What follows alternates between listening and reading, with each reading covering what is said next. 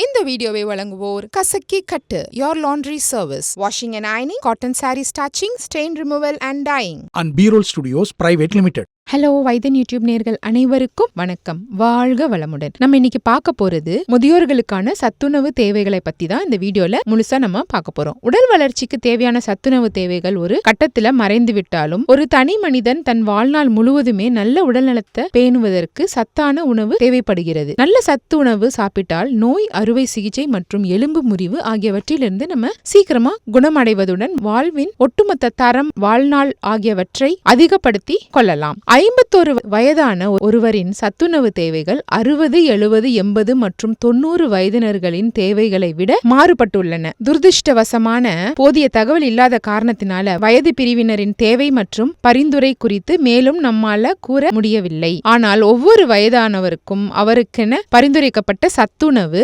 குறைவாகவே இருக்கு. ஏன்னா முதியவர்களுக்கான சத்துணவு ஆய்வின்படி அவை வழங்கப்படுறதே கிடையாது. அவை வயது குறைந்தவர்களின் ஆய்விலிருந்து எடுக்கப்பட்ட தகவலின் அடிப்படையில கூறப்பட்டவை. முதியவர்களுக்கு ஏற்படும் தீராத நோய்கள் பற்றியும் அதனால உட்கொள்ளும் மருந்துகள் சத்துணவை பாதிக்கலாம் என்பதை பற்றியும் இந்த வீடியோல நம்ம பார்க்கலாம். வயதாகும் போது உடல்ல காணப்படும் குறைந்த எடை, தசை மற்றும் எலும்பு காரணமாக ஆற்றல் தேவைகள் மிகவும் குறைவாகவே இருப்பதனால கொழுப்பு அதிகம் தேவைப்படுவதாலும் ஓய்வு ஆற்றல் செலவு நிலை ஏற்படுகிறது. எலும்பு மற்றும் மூட்டு வலி, உட்கார முடியாத நிலை, ஏஞ்சியோ உட்பட வியாதிகளும் கூடவே தோன்றுவதால் முதியவர்களிடம் உடல் செயல்பாட்டு நிலையும் வெகுவாக குறைந்து விடுகிறது. எனவே REE குறைதல் மற்றும் உடல் செயல்பாடு குறைதல் ஆகிய இரண்டும் ஒரு சேர தோன்றுவதால ஆற்றல் தேவைகளும் குறைந்து விடுகின்றது. REE அப்படின்னா ஓய்வு ஆற்றல் செலவு அப்படின்னு சொல்றாங்க. மனிதர்களிடத்துல இவ்வகை மாற்றங்கள் ஒவ்வொரு சமயங்கள்ல தோன்றுவதும் தெரிய வந்துள்ளது. எனவே கலோரி தேவைகளை வயதை வைத்து கணக்கிட்டு விட முடியாது. ஆரோக்கியமான முறையில முதுமை அடைந்தவருக்கான உணவு பழக்க உத்திகள் என்னென்ன? முதியவர்களை 3 பிரிவுகளாக பின்வருமாறு நம்ம பிரிக்க போறோம். செயல்பட முதியவர்கள், பலவீனமான முதியவர்கள் மற்றும் நீண்ட நாளாக நோய்வாய்ப்பட்டவர்கள். ஒவ்வொரு பிரிவினருக்குமே குறிப்பிட்ட ஒரு சத்துணவு தேவையா இருக்கு. இவர்கள் உண்டு வாழும் உணவு பழக்கத்தை பல்வேறு காரணங்களில் பாதிக்கப்படுகிறது. வயது, பாலினம், வாழும் நிலைமை, உளவியல் மற்றும் உடல் நலம், உட்கொள்ள வேண்டிய மருந்துகள் மற்றும் சமூக தரத்தின் ஆதரவு ஆகியவை இதுல அடங்கியிருக்கு. சில சத்துணவு வகைகளை தவிர ஆரோக்கியமான இளைஞர்களின் தேவைகளுடன் ஒப்பிட்டால் செயல்படும் முதியவர்களின் சத்துணவு தேவையில் பெரும் மாற்றங்கள் ஏதும் ஏற்படாது. பரிந்துரைக்கப்படுவதை விட இவர்களிடத்துல கால்சியம், ஃபோலேட் மற்றும் துத்தநாகம் ஆகியவை குறைவாகவே காணப்படுகின்றது. இதை பால் மற்றும் பாலின் உட்பொருட்களிலிருந்து சுலபமாக பெற்றுக்கொள்ளலாம். பச்சை காய்கறிகளிலும் பழங்களிலும் ஃபோலேட் அதிக அளவுல காணப்படுது. சிவப்பிறைச்சி, மீன் மற்றும் முழு தானியங்களையும் துத்தநாகம் காணப்படுது. பலவீனமான முதியவர்களின் சத்துணவு தேவைகள் மிகவும் மாறுபடலாம். சத்துணவு குறைபாட்டால் பாதிக்கப்படும் அபாயமும் இப்பிரிவினருக்கு அதிக அளவுல இருக்கு. பலவீனத்தின் சத்துணவு குறைபாட்டு காரணங்களாக பசியின்மை, குறைந்த அளவு உணவு உட்கொள்வது, தானாகவே எடை குறைவது மற்றும் சார்கோபேனியா,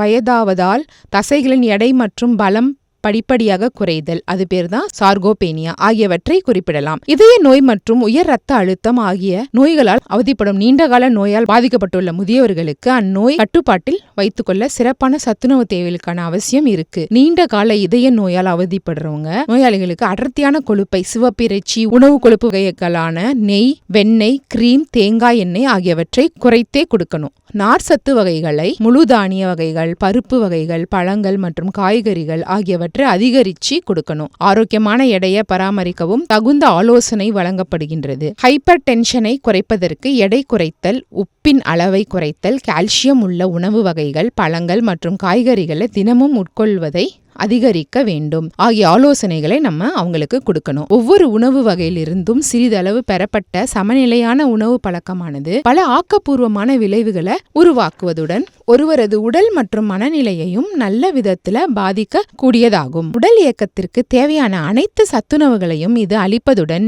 நோய் உண்டாவதையும் முடிந்தவரை தாமதப்படுத்தி தற்போது இருக்கும் நல்ல நிலையை அவ்வாறே பராமரிக்கவும் உதவுது. உணவு கட்டுப்பாட்டை சரிவர மேற்கொண்டால் புற்றுநோய் ஏற்படாமல் தடுக்க அது மிகவும் உதவுது. பைடோகெமிக்கல் பொருட்கள் அடங்கிய பழங்கள் மற்றும் காய்கறிகளை அதிக அளவுல உட்கொண்டு கொழுப்பை அதிகமாக சாப்பிடுவதை தவிர்த்தாலே புற்றுநோய் வராமல் தடுக்க பேருதவியாக இருக்கும். இதை நம்ம கண்டிப்பா முதியோர்களுக்கு தெரிவிக்க வேண்டும். அப்படி இருந்துச்சுன்னா அவங்களுடைய வாழ்க்கை ஆரோக்கியமானதாக இருக்கும். இந்த வீடியோ உங்களுக்கு பிடிச்சிருந்ததுன்னா லைக் பண்ணுங்க, ஷேர் பண்ணுங்க, மறந்துடாம நம்ம வைத்தியன் யூடியூப் சேனலை சப்ஸ்கிரைப் பண்ணிடுங்க. அப்படியே அந்த பெல் ஐகானையும் கிளிக் பண்ணி வச்சுக்கிட்டீங்கன்னா நாங்க அனுப்புற ஒரு வீடியோவும் உங்களை வந்து சேரும்.